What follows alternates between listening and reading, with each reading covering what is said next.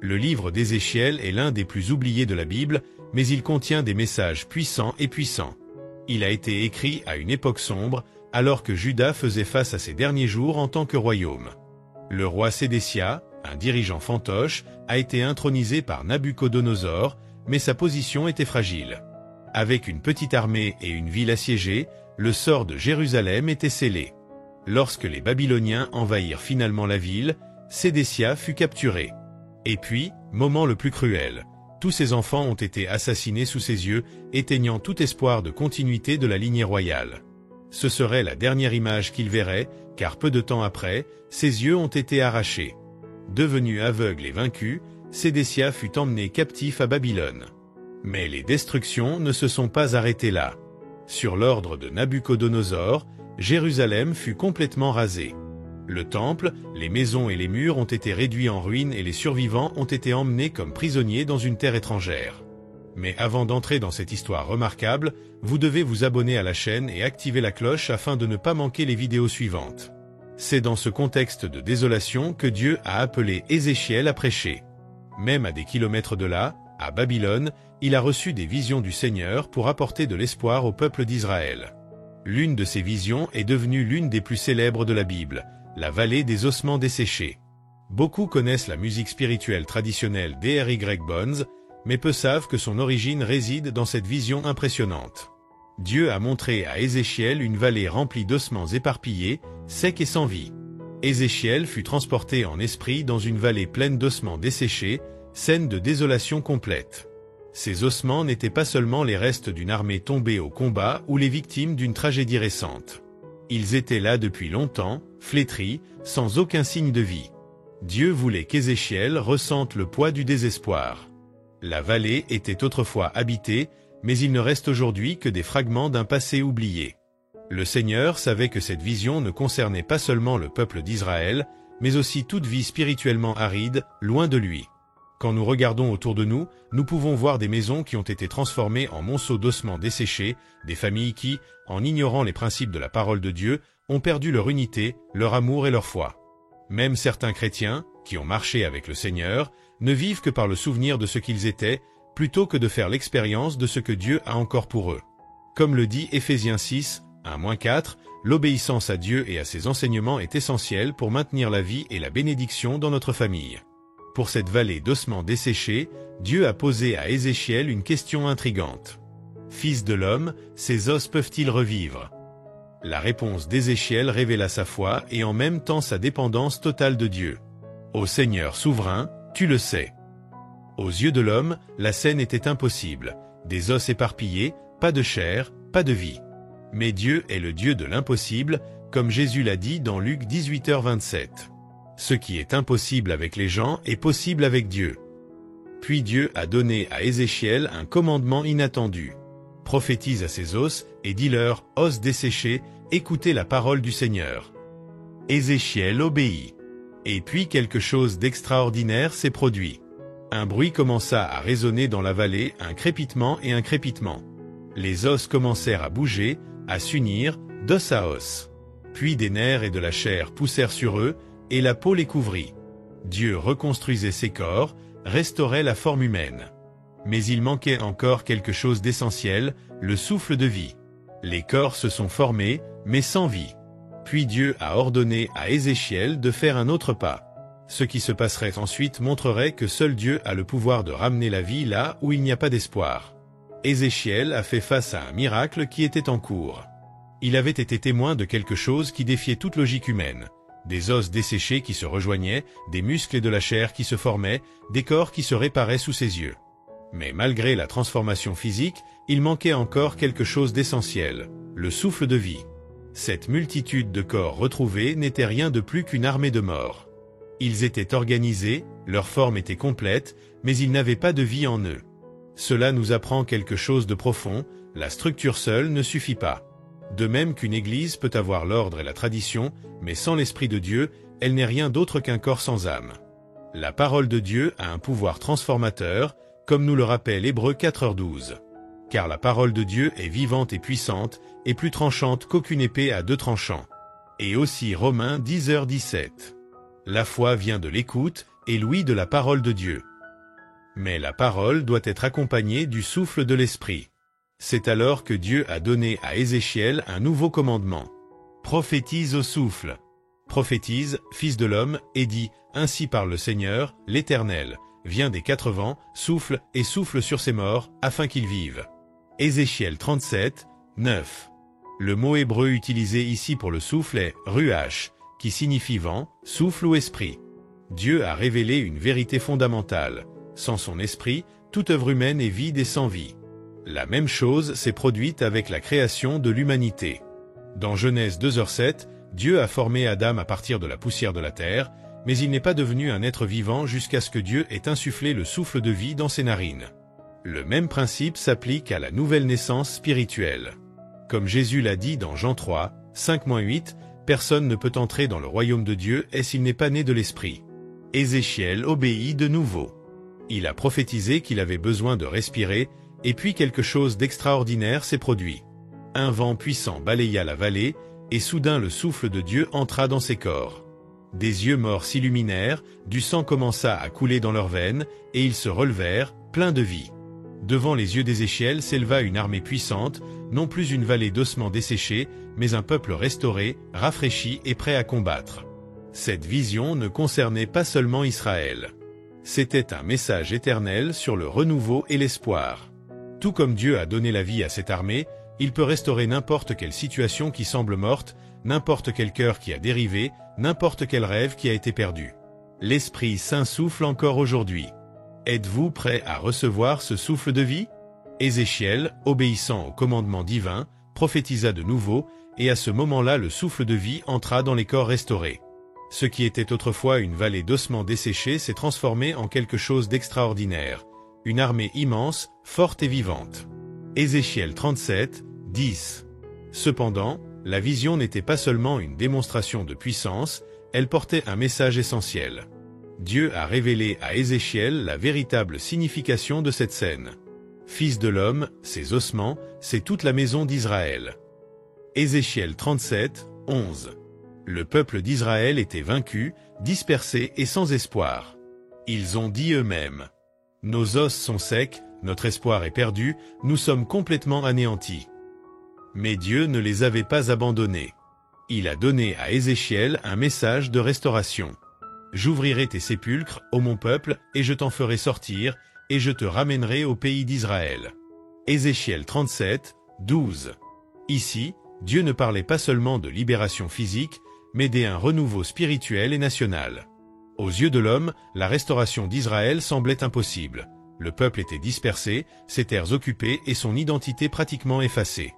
Mais Dieu ne se limite pas à l'impossible. Il a confirmé sa promesse. Je mettrai mon esprit en vous, et vous vivrez, et je les établirai dans leur pays. Alors ils sauront que moi, le Seigneur, j'ai parlé et que je l'ai fait. Ézéchiel 37, 14. Ce message n'était pas seulement destiné aux exilés d'Israël à cette époque, il se répercute encore aujourd'hui. Combien de fois avons-nous l'impression d'être dans une vallée d'os desséchés? Sans force, sans espoir, loin du but de Dieu?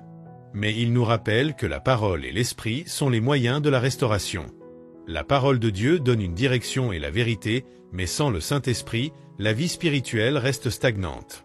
Lorsque les deux sont en action, un véritable renouveau se produit, capable de transformer des individus, des familles et même des nations entières. Comme Paul l'a écrit dans 2 Corinthiens 3, 17-18. Or, le Seigneur est l'Esprit, et là où est l'Esprit du Seigneur, là est la liberté. La vision d'Ézéchiel n'était pas seulement une promesse à Israël, mais aussi une image de ce que Dieu peut faire dans n'importe quelle vie qui semble perdue, dans n'importe quelle situation qui semble désespérée. S'il a été capable de transformer une vallée d'ossements desséchés en une armée vivante, il peut aussi restaurer ce qui semble impossible dans nos vies. La vision d'Ézéchiel de la vallée des ossements desséchés n'était pas seulement une promesse à Israël, c'était aussi une révélation sur ce que Dieu fait en chaque personne qui est spirituellement morte mais qui est ramenée à la vie en Christ. La Bible nous enseigne qu'avant de connaître la grâce de Dieu, nous étions aussi sans vie que ce tas d'os secs et désespérés, séparés du dessein divin. Mais tout comme Dieu a insufflé la vie à cette armée morte, il nous offre également une renaissance spirituelle par Jésus-Christ. Comme le dit Éphésiens 2h1. Il vous a rendu vivant, même si vous êtes morts dans vos offenses et vos péchés. Et aussi dans Romains 5h8. Mais Dieu montre son propre amour pour nous en ce que, alors que nous étions encore pécheurs, le Christ est mort pour nous.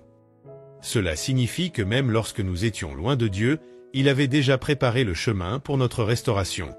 Nous n'avons pas été sauvés par notre propre mérite, mais par la grâce, un don divin qui nous transforme de la mort à la vie, des ténèbres à la lumière.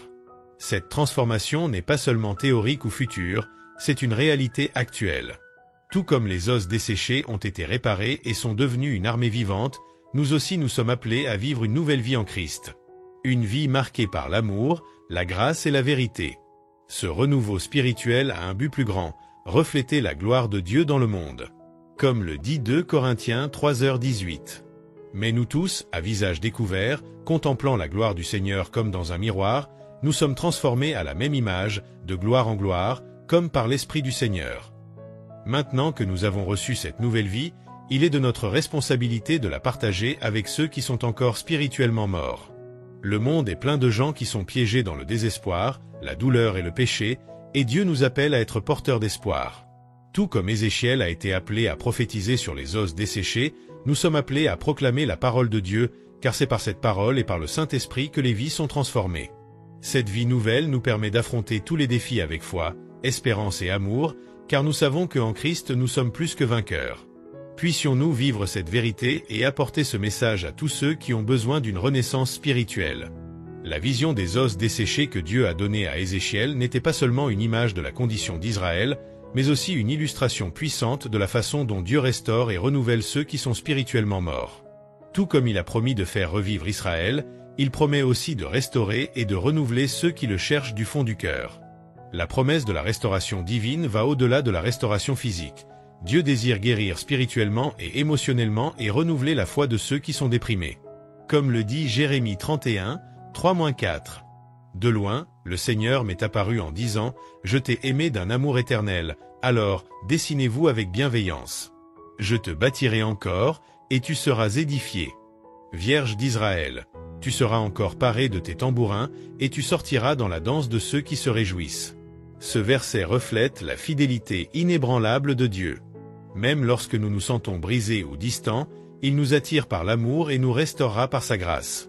Ce message de renouveau ne se limite pas à l'Ancien Testament. Dans le Nouveau Testament, Paul renforce cette vérité dans 2 Corinthiens 5h17.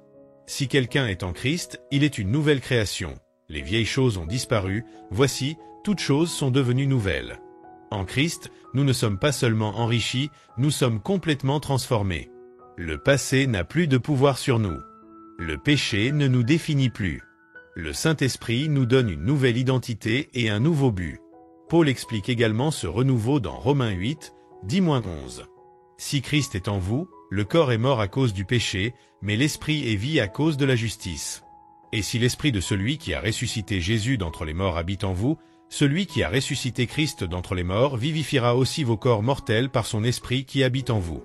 Cela signifie que la même puissance que Jésus a suscitée peut transformer n'importe quelle zone morte de nos vies.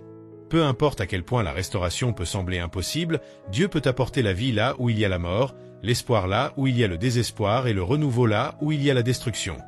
Le Seigneur nous invite à ne pas nous enfermer dans le passé, mais à regarder ce qu'il fait dans le présent et dans l'avenir. Comme il le déclare dans Ésaïe 43, 18-19. Ne pensez pas aux choses du passé, ni aux choses anciennes. Voici, je fais quelque chose de nouveau, maintenant cela va se révéler. Vous ne remarquez pas? Je frayerai un chemin dans le désert et des fleuves dans le désert. Dieu fait toujours quelque chose de nouveau. Même dans les moments les plus difficiles, il prépare un chemin là où il n'y avait pas d'issue auparavant. Si vous avez l'impression que votre vie est devenue une vallée d'os desséchés, sachez que Dieu a le pouvoir de vous restaurer complètement. Tout ce dont il a besoin, c'est d'un cœur qui est prêt à lui faire confiance et à permettre à son esprit d'insuffler une nouvelle vie. La promesse de Dieu de faire couler les rivières à travers les terres désolées est un symbole profond de vie, de provision et d'espoir. Quand tout semble perdu, quand le paysage qui nous entoure ressemble à un désert aride et sans vie, Dieu nous assure qu'il peut apporter un renouveau et transformer même les situations les plus impossibles. Cette promesse ne se limite pas à la récupération physique ou territoriale, elle s'applique également à notre esprit. Dans le Nouveau Testament, le renouveau et la transformation sont centraux. Comme le dit 2 Corinthiens 5h17. Si quelqu'un est en Christ, il est une nouvelle création. Les vieilles choses ont disparu, voici, toutes choses sont devenues nouvelles. Ce verset nous rappelle que l'œuvre de Dieu n'est pas seulement de réformer, mais de transformer complètement. Non seulement il améliore qui nous sommes, mais il nous donne aussi une nouvelle identité, une nouvelle vie pleine de but et guidée par son esprit. Ce renouveau est rendu possible par l'Esprit Saint, qui nous donne la vie et nous rend capables de vivre selon la volonté de Dieu. Comme le dit Romains 8, 10-11. Si Christ est en vous, le corps est mort à cause du péché, mais l'esprit est vie à cause de la justice. Et si l'esprit de celui qui a ressuscité Jésus d'entre les morts habite en vous, celui qui a ressuscité Christ d'entre les morts vivifiera aussi vos corps mortels par son esprit qui habite en vous. Cela signifie que le même esprit qui a ramené Jésus à la vie est à l'œuvre en nous. Il peut raviver notre foi, restaurer notre espérance et nous relever, quelles que soient les difficultés que nous rencontrons. Le message de la vision d'Ézéchiel et la promesse de restauration de Dieu restent extrêmement pertinents pour nous aujourd'hui. Il nous rappelle que l'amour de Dieu est inébranlable, il ne nous abandonne pas. Il peut apporter la vie là où il y a la mort, l'espoir là où il y a le désespoir et le renouveau là où il y a la destruction. Notre rétablissement ne dépend pas de notre force, mais de la puissance et de la grâce de Dieu. Comme Dieu le dit dans Ésaïe 43, 18-19. Ne pensez pas aux choses du passé, ni aux choses anciennes. Voici, je fais quelque chose de nouveau, maintenant cela va se révéler. Vous ne remarquez pas? Je frayerai un chemin dans le désert et des fleuves dans le désert. Ce passage nous invite à ne pas nous enliser dans le passé, mais à regarder le nouveau que Dieu est en train de faire. Même lorsque tout semble aride et désespéré, il peut ouvrir des chemins là où il n'y en a pas et laisser couler des rivières là où il n'y avait que la sécheresse auparavant. Si votre vie ressemble à une vallée d'os desséchés, ayez confiance que Dieu a le pouvoir de la restaurer complètement. Son esprit peut apporter une vie nouvelle, renouveler des rêves et fortifier votre foi. Tout comme Ézéchiel a vu les os se rassembler et recevoir la vie, Dieu peut aussi transformer n'importe quelle situation et renouveler ceux qui ont confiance en lui.